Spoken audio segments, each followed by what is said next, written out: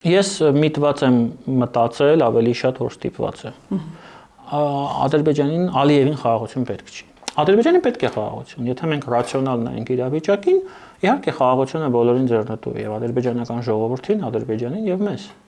Իրենց էլ այդ խաղաղությունը պես այնքան, որքան որ մեզ է պետք։ Բայց Ալիևին պետք չի, որտեղ Ալիևը փորձում է շարունակել այդ գիծը, կառուցել սեփական լեգիտիմությունը եւ այն թալանը, որը նա ունի Ադրբեջանի ներսում, Լեռնային Ղարաբաղի խնդրի վրա։ Խնդիրը փակվել է Լեռնային Ղարաբաղի եւ դա արել է Ալիևը ռազմական ճանապարհով, էթնիկ զտման ճանապարհով, բայց Հայաստանի հետ կոնֆլիկտը ինքը ցանկանում է պահպանել։ Եվ այդ բոլոր հայտարարությունները, որոնք նա անում է Ադրբեջանի գիտությունների ազգային ակադեմիայում, իսկ այդպեսի կառույցել Ադրբեջանում կա, խոսում են այդ մասին։ Հետևապես